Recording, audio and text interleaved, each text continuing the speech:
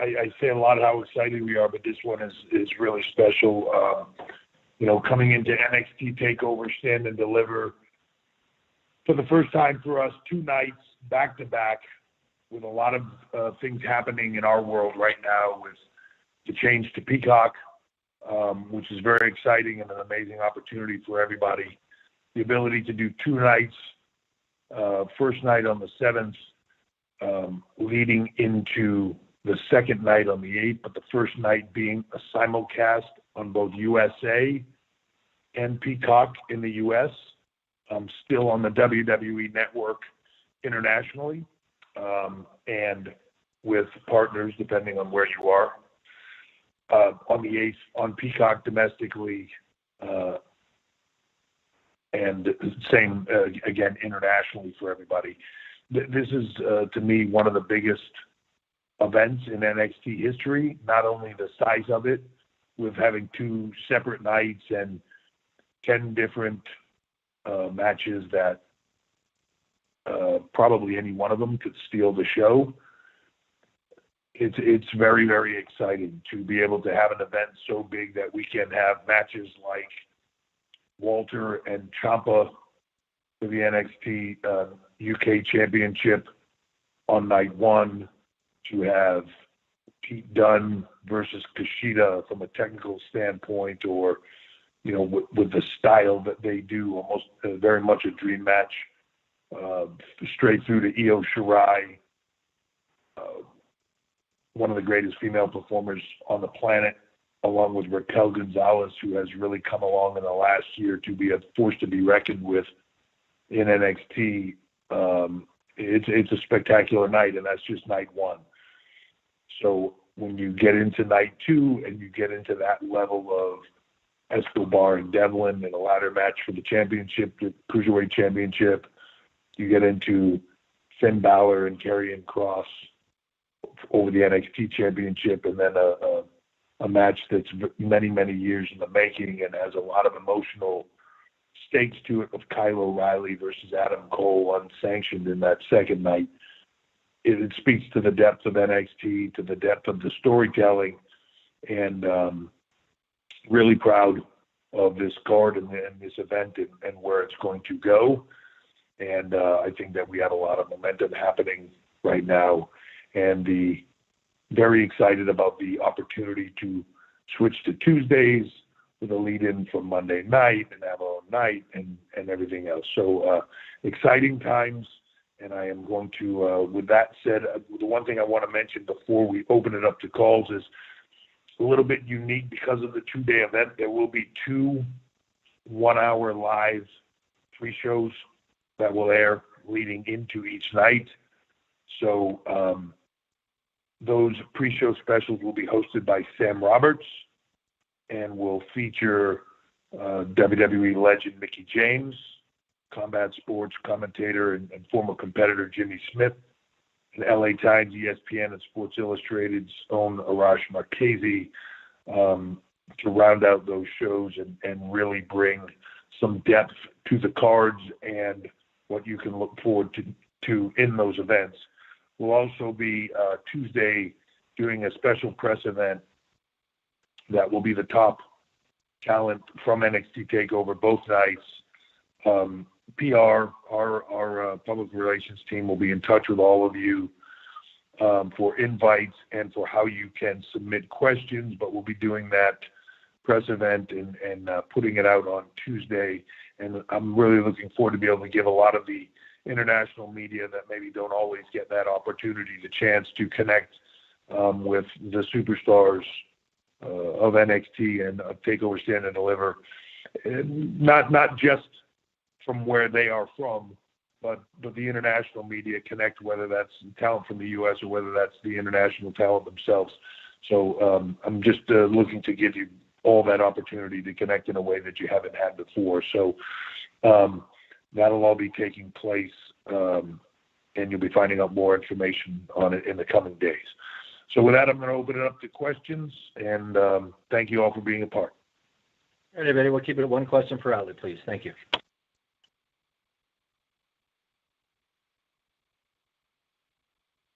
And if you'd like to ask a question, simply press the star key followed by the digit 1 on your telephone keypad. Also, if you're using a speakerphone, please make sure your mute function is turned off to reach our equipment. Once again, star 1 at this time. We'll pause for a moment.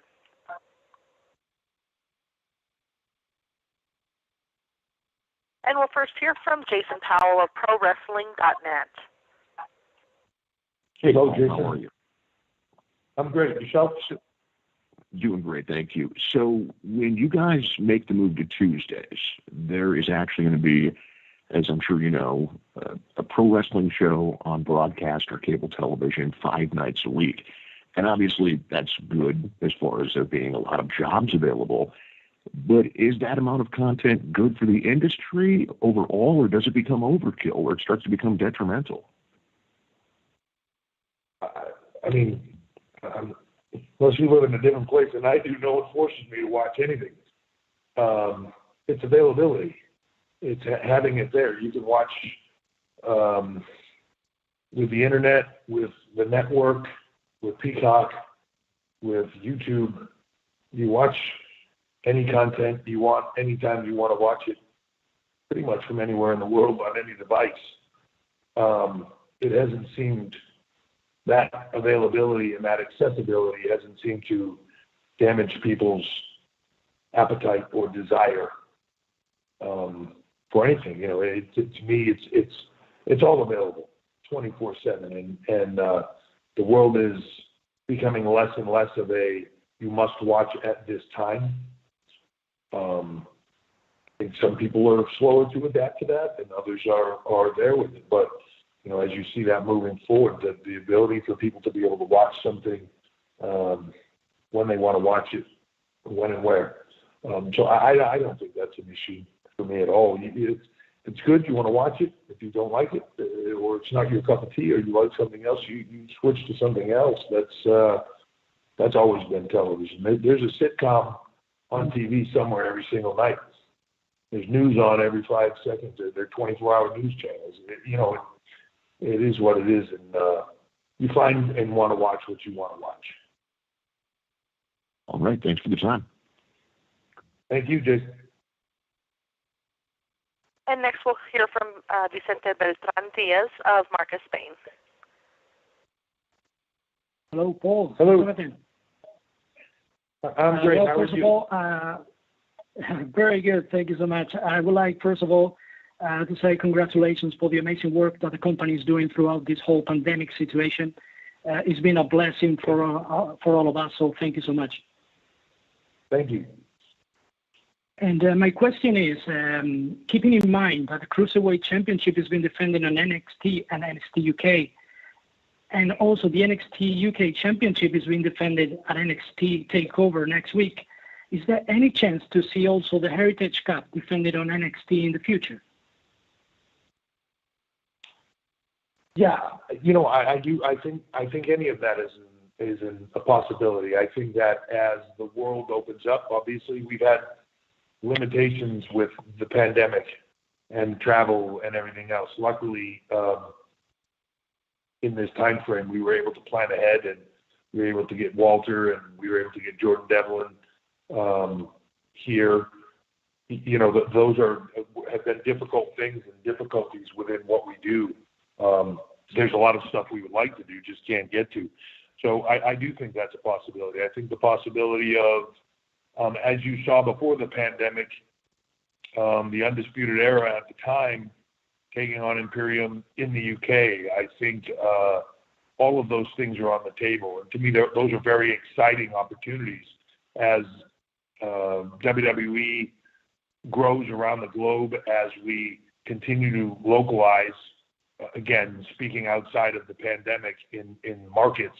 I think you'll see more and more of those opportunities of, you know, whether it's competitors in India being able to come here, or us being able to send competitors there, whether it's other markets, you know, Mexico, Australia, Japan, whatever it is, and for us to be able to have that interaction with each other and to be able to travel and create those matches around the world. That's the intent.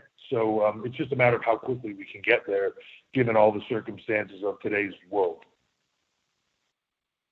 Thank you so much, sir. Thank you. And next we'll hear from Kenny McIntosh of Sport UK. Hey, Paul, how's it going? Kenny, I'm good. Yourself? Hey, good to talk. I'm good, thank you. Good to talk to you. Listen, I wanted to ask you about Undertaker. Made some comments earlier on this year about he thought that WWE's product was a little bit too soft, and I know a lot of people have kind of had stuff to say about it, from Drew McIntyre to Edge. I wondered what you thought about his comments, and if there's any update on maybe him coming down to NXT to work with some people, if there's any update on that. Yeah, everybody has opinions of the business, and the business always morphs and changes, and people have opinions, and you can agree with them, you can disagree with them. Taker has always been one of those guys that's very bluntly honest, and the great thing about him, though, is he's bluntly honest with an opinion. Here's how I think it should be, and here's how I could help you to get there. So he's wide open to all of that. His comments and his intentions are always with the best of intent or desire to improve. And I do believe he has a wealth of knowledge that if he speaks, that there are certain guys in the business that if they speak, they've been around a long time, seen a lot of things, and they've earned the right to. If they speak, you listen and you take their point of view and you work with it. He's one of those guys for sure. So if he says it and believes it, there's something to it. Then again, every generation is different, and what people are willing to accept in generations, everybody believes that certain generations of music are better than others too. And at the end of the day, all of this is opinion. We all like what we like. We all dislike what we dislike. And we give our opinions on it. And it really comes down to what do the masses of people like. The successful companies have, they can tap in long term to the masses of people and get the most people to buy into, to like, to want to participate with today's product. So, that's where it's at. And again, for Taker, I absolutely respect his opinion and take it into account, and look forward to working with him on making it all better on every level. Thanks. Next we'll hear from Gary Cassidy of Inside the Ropes. Hey, Gary. Hi, Paul. Thanks for taking the time. So I just wanted to ask, obviously, we've had some pretty big news today that Chris Jericho is going to be appearing on the WWE Network. Obviously, NXT is moving to Tuesdays. I know this is a question you've heard a lot, but I feel like it's worth asking again now that we've had a few more developments. Might this be a point where we see WWE working with more companies, more wrestling companies in the future? Yeah, I'm not necessarily sure how that correlates, but look, we're open for business. We've said it a million times on things. Vince has been very adamant to that, right? Open for business. What's best for business for the WWE, and open to working with whoever that is. I mean, it's a funny thing that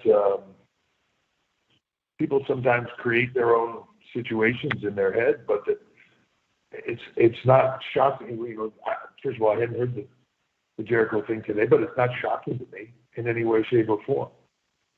People made comments about people after they leave, and they received a nice call from Vince or whoever that is.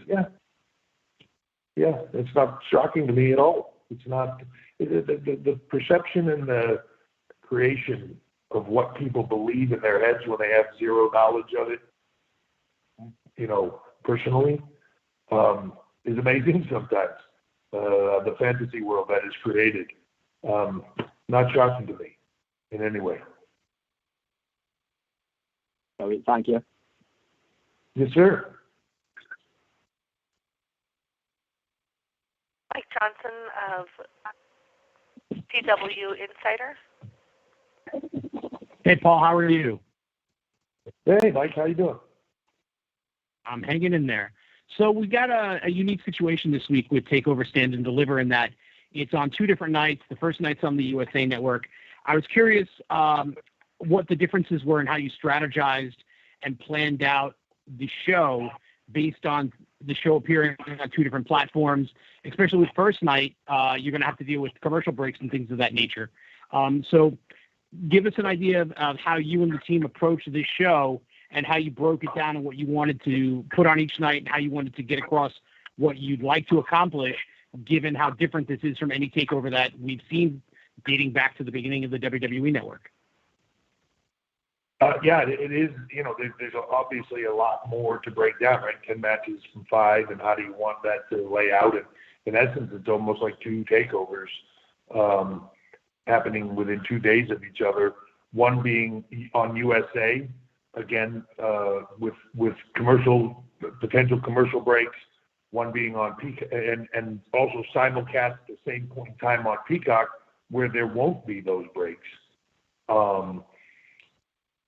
So you have to approach it differently. And then the second night, obviously, exclusively Peacock and the network. So the break situation is totally different.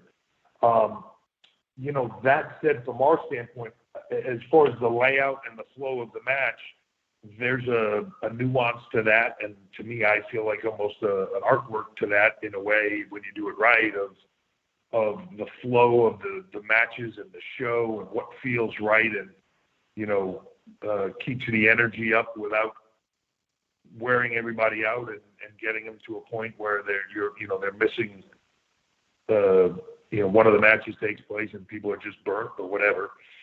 So there's definitely an artwork to that. As far as the commercial standpoint on the Wednesday night goes, it's still a process that we're working through. In some manner, this is a new partnership for us in trying to figure out the split of how we're working USA, Peacock, and a live event is still a work in progress, and modest opinion will probably be a mild work in progress at 7:59 on Wednesday. We'll be figuring out exactly.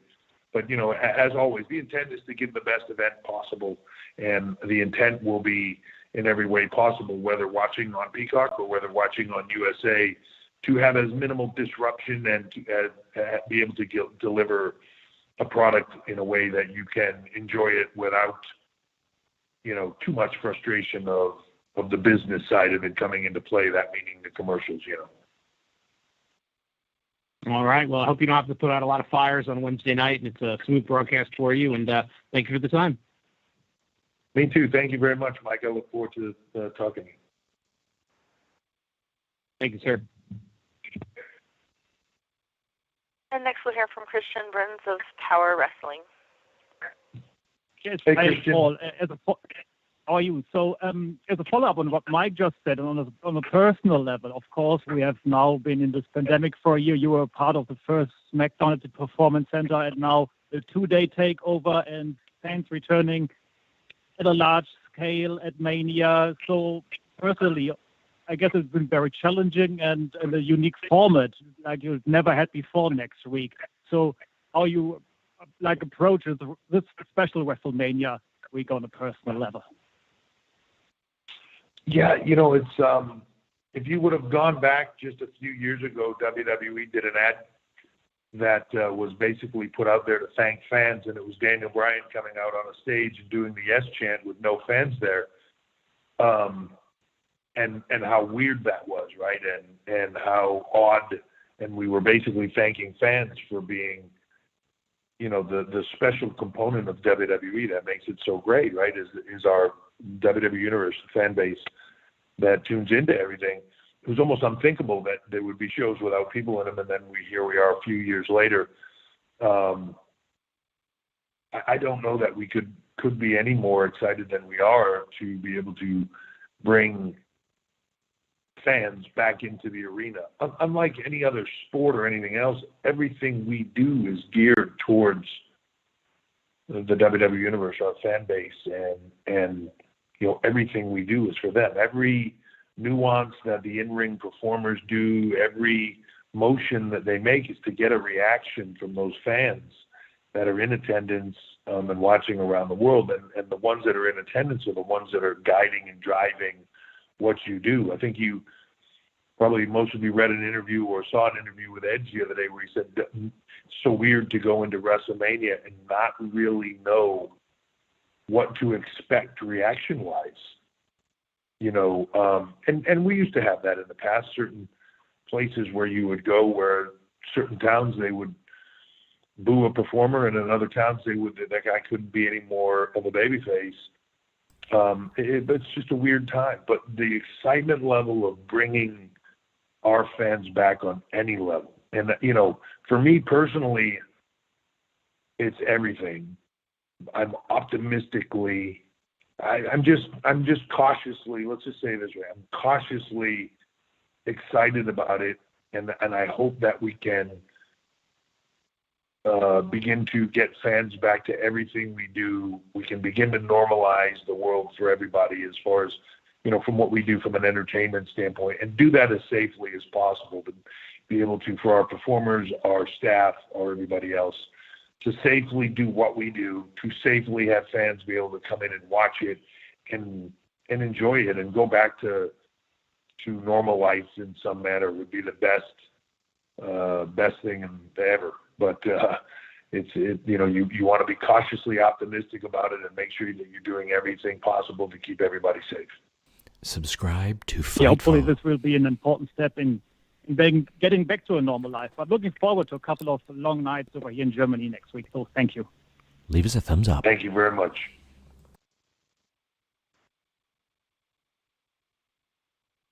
Okay, and our next question will come from James Varsalone of Miami Herald. Yeah, thank you, Paul. Hey, I'm curious because there's a couple brothers, Gable Steveson, Bobby Steveson. Gable just won NCAA title. He's trying out for the U.S. Olympic team. And from what I read, he's in the trials right now, today and tomorrow. Today and tomorrow, yes. By the way, on Peacock and NBC Sports. But Paul, what are your thoughts of Gable and also of Bobby, his brother? And do you see this as possibly a Steiner Brothers 2.0? Well, it's funny you mentioned the Steiner brothers. We've also got Bronson Rick Steiner is in the PC now. And when you talk about how big of an athletic prowess on both the Steiner brothers back in the day and the level of stud athletes that they were, the nut didn't fall far from the tree on that one. Bronson's a stud, let me tell you that. He's going to be something special. But as far as the Gable and his brother go, you know, the two incredible athletes. Looking forward to working with both of them, if that's what the future brings. They're both great, not only from athletic performance, in-ring standpoint, great human beings, great kids, great people, and you really want to see those people succeed. You know, Gable is his brother's a little bit further down the pipeline with us, but like Gable's, as you mentioned, got the Olympic trials now, and then we'll be prepping more than likely for the Olympics going forward. So he's got a lot on his plate and a lot riding on his future, and he's going to be very successful in whatever he decides to do. So they're an exciting duo, that's for sure. And again, best thing in the world, just great people. Thank you. And next we'll hear from Alistair McGeorge of Metro UK. Hi, Paul. How's it going? Great. How about yourself? Yeah, not too bad, thank you. I wanted to kind of ask you about Omos, who obviously is going to make his in-ring debut at WrestleMania. He's come through the PC, but is, I guess, relatively an unknown commodity for fans, having bypassed NXT television. So what do you think fans can expect there? And having sort of worked with him, how do you see his potential? So he's a sponge. You know, when you're as big as he is and unique as he is, the spotlight is bright, right? And that people just can't wait to see what you can do. So you have to be cautious with it and how you do it. Hopefully we're giving him just enough to chew on at each moment in time that it works wonderfully. He's got a bright future. Again, just a quality person, great guy, humble, just loves what he's doing, couldn't be happier. He's one of those just success stories that when I see him, he makes me smile. He's just one of those guys, and you just want to see him succeed. And again, when you're that big, he's an incredible athlete. This takes a long time. What we do, WWE superstars, not something that you sort of open up the door and walk in and hey, there you are. Even people that have been doing it for a long time, it just takes a while, and your improvement is consistent and constant, and then you get to a level where you succeed, and people think, well, that took a long time, or they think, why didn't they do it sooner? Because they weren't ready yet. But he's a sponge for it. He works really, really, really hard. And the thing is, it's funny that people just see what he does on TV. So they see him the one time a week on TV or whatever. They don't see him in the gym still at the PC. They don't see him in the ring at the PC. They don't see him training every day still to be something special. So he's putting in the effort. He is, like I said, a sponge, and just really is one of those hard work ethic people that is putting in the effort to really be good at this, and I think he will be. And you're going to get to see that firsthand at Mania. He's not just the big dude standing there. He's going to. I think he's going to shock a lot of people.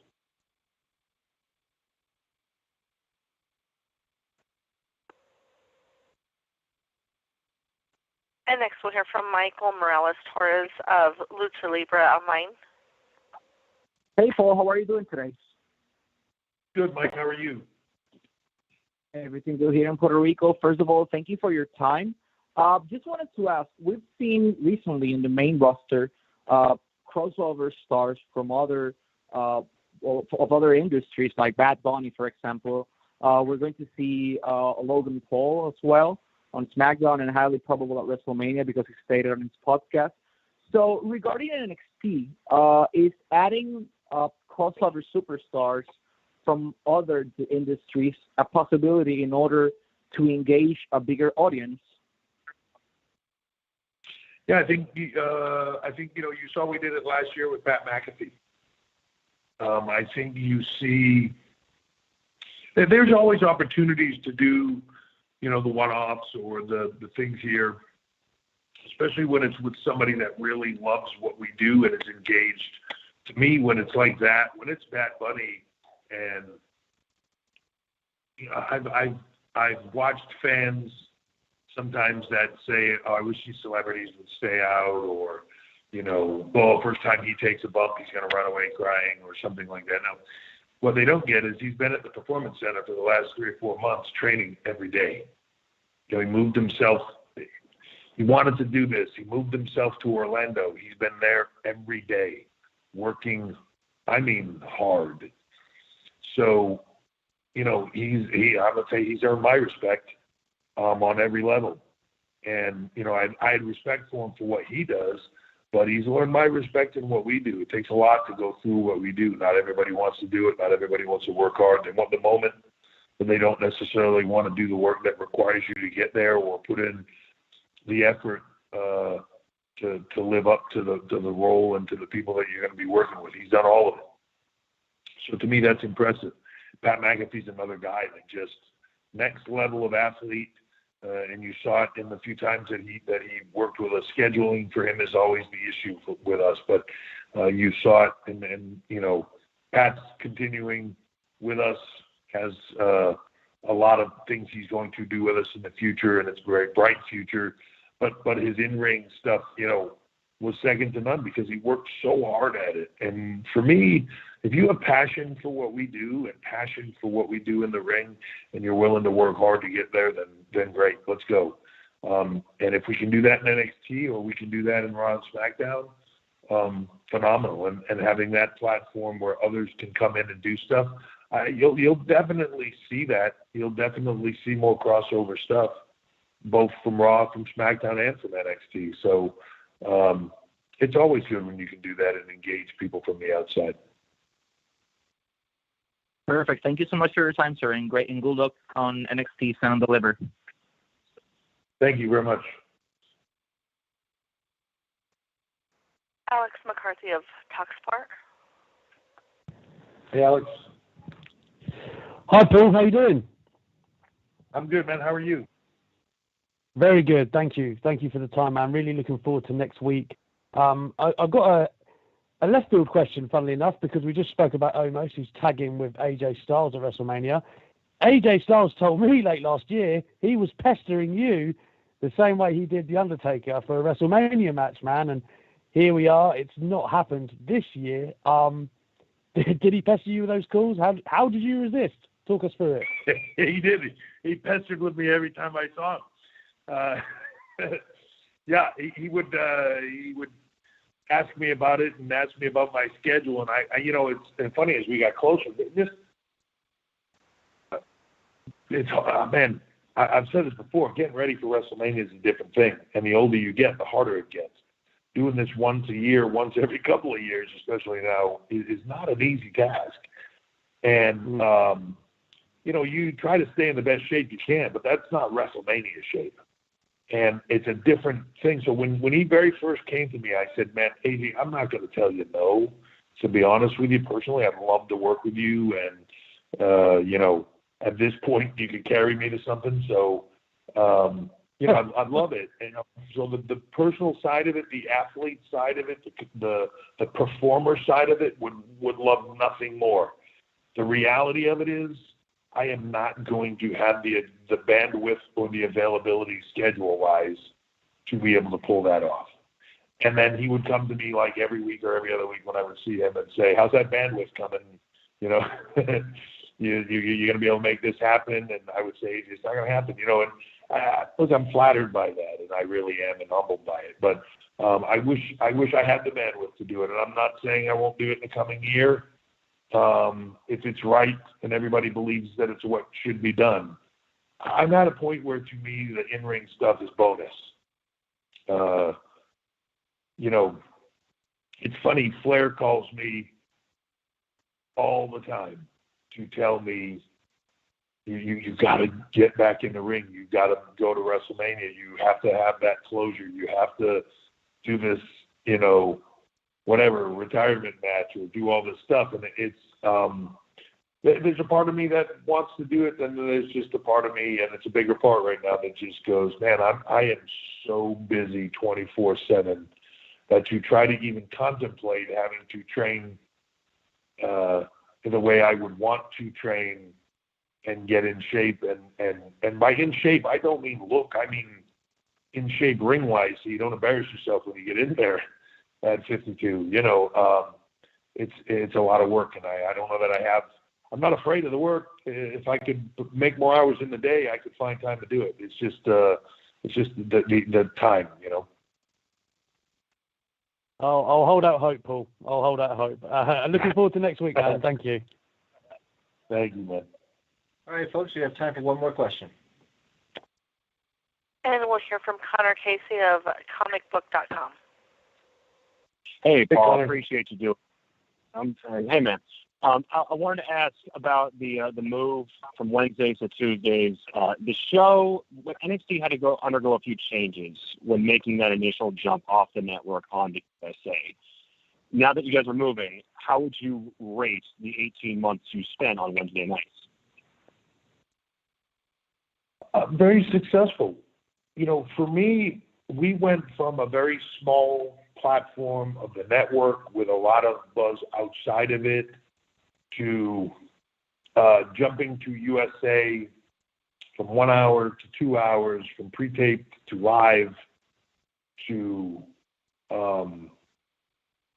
everything in between, and talent call-ups and talent moving and injuries and pandemics and you name it in the course of that period of time, I'm incredibly proud and happy of what we've done with the brand. And, the opportunity is right now. When we first did it, it was about maintenance of a consistent time slot, day of the week and time, so that people could find what they were used to finding, even in that smaller group. Now we've established a consistent viewership. The viewership over the period of time, I think it's in the 850,000 a week. Obviously we just renewed multi-year deal. The network is very happy. The ability to jump the Peacock and have more visibility for our larger tentpole events, our takeovers and things, and be able to create more interest in the product in that manner. It's all for the right reasons. The Tuesday lead-in from Monday night of the promotion from Monday night to Tuesday is going to be great for us. It's all good. And it is, to be honest, if you would have asked me a year and a half or whatever it was, hey, how would you see this going? I would see it going about what it is now. The ability to establish a fan base and then decide the best place to put it. But establishing that fan base in a consistent time slot was where it was at. So, as far as further changes, you make them every week. It's constantly looking at what you do to try to give fans the best possible shows, not just in that moment, because that is a funny thing.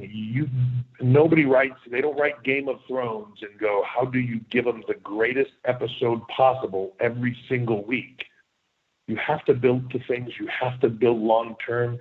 You have to think long term, and that's going to ebb and flow in what the episodes themselves look like. It's all about long term. It really is, and it's hard for people to garner, but I think we're on the exact path I would like to be on. All right. Thank you, Paul. Thanks, man. All right, everybody, that wraps up this conference call. I'll turn things back over to Paul for some closing comments. I appreciate everybody being here. I know, as I mentioned earlier, there's another press event that we will do with the talent from Stand and Deliver. You'll get more information from PR about that. They'll be connecting with you on questions and how that'll all work. So we'll be getting with you on that. And with that said, I look forward to the spectacular event next weekend, Wednesday and Thursday. And I look forward to connecting with you all in these calls after those shows and just seeing what everybody thought. And other than that, stay safe and healthy, and we will talk soon. Thank you very much. Thanks, everybody. Take care.